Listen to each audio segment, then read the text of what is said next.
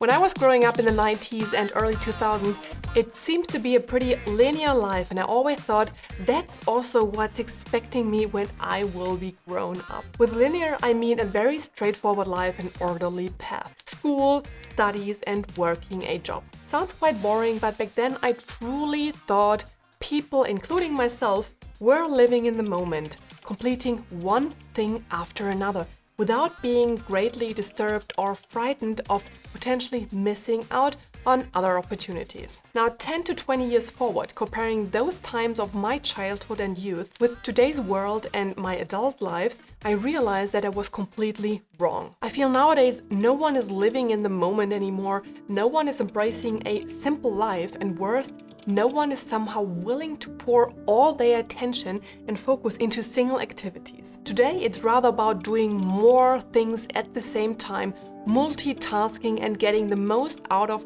everything. But the expectation of easily multitasking and sharing attention while it's benefiting is completely wrong and actually ruins people's lives. In fact, the multitasking culture that we have developed in the 21st century is destroying your focus, memory, and social relationships. But luckily, there is just 3 things that help you to reverse that negative development and feel energized and living in the moment again. But to properly understand what this is, we need to understand why multitasking has only become such a big thing quite recently. Before the 1960s, multitasking was not even a known term, did not exist, and no one could brag about being presumably really good at it. Rather, people back in the mid-20th century were just doing one manual task after another. In fact, multitasking only came up in the mid-1960s when computers were on the rise and able to perform several jobs at the same time. Multitasking was born, but of course, done by a machine and not a human. Then multitasking made its way from the computer engineering industry to other industries and eventually into the whole society. Over the next generations, and especially with the increasing popularity of computer technologies, multitasking became a thing and probably has reached its peak by now with all of the smart devices that we have around us every day. I mean, before computers or smartphones, how could you even perform multitasking? When I was younger, the only digital gadgets that we had at home were a TV, a radio, a telephone, and a Walkman. I mean, not sure if that even counts as a digital asset, but anyway. Only slowly, Discmans, mobile phones, and personal computers made their way into personal homes. So yeah, the only possibility I could multitask back then was maybe listening to the radio or a CD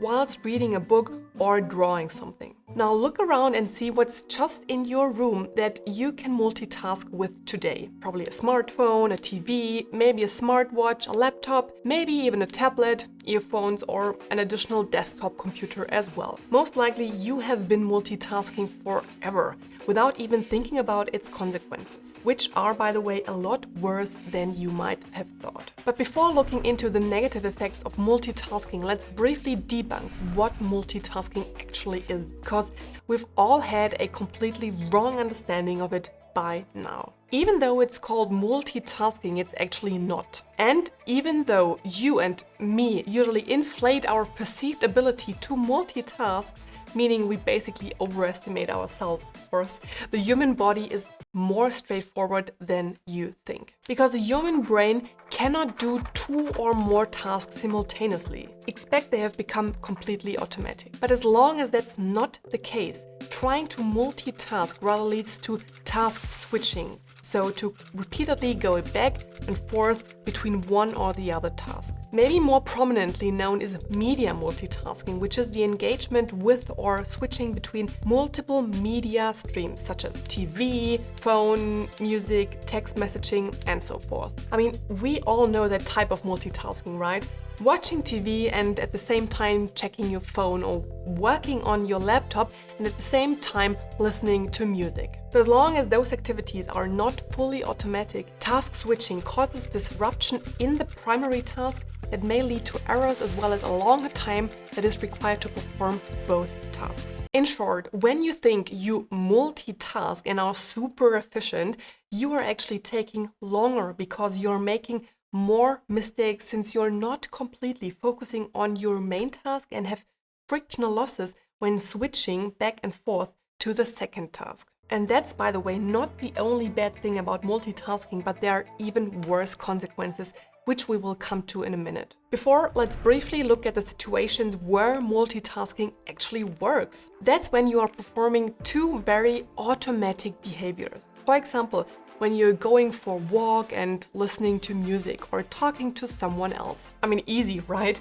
Both activities completely run on autopilot and can therefore be performed 100% simultaneously without having to switch between one or the other. I mean, how weird would that look like if you need to stop walking before you can respond to the other person? But maybe you have experienced yourself that when driving a car in a tricky situation, for example, when there's a lot of traffic, you need to switch off the radio or refrain from speaking to someone else because you need full concentration without any frictional losses on your driving. So yeah, multitasking, or rather task switching, makes you take longer to finish your tasks and you will make more mistakes in whatever you do. Even worse, it destroys your attention, memory and focus, and with that, your real-life social relationships and the ability to live in the moment. That has been proven by several studies that have compared, for example, high media multitaskers with low media multitaskers. The main results of these studies is that people who multitask more consistently perform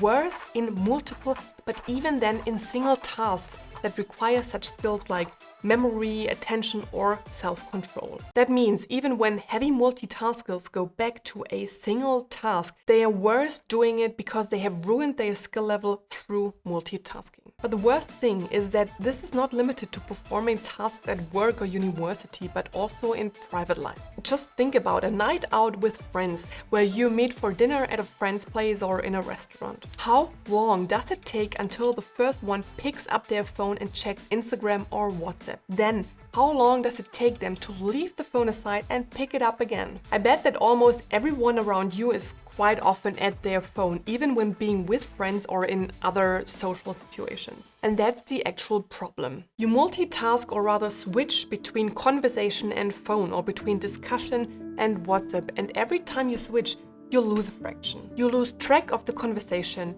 you lose focus and attention of what is going on in the real life at the dinner table. And eventually, there is less satisfaction that you get out of the conversation because you might have missed 50% of it. So the simple solution to go back to your focus, memory, and the quality of social interactions is the following. Think about what's important to you and in what order. Is the dinner with friends more important, or your WhatsApp messages? Or when being in a meeting, are your emails more important, or what your colleague says?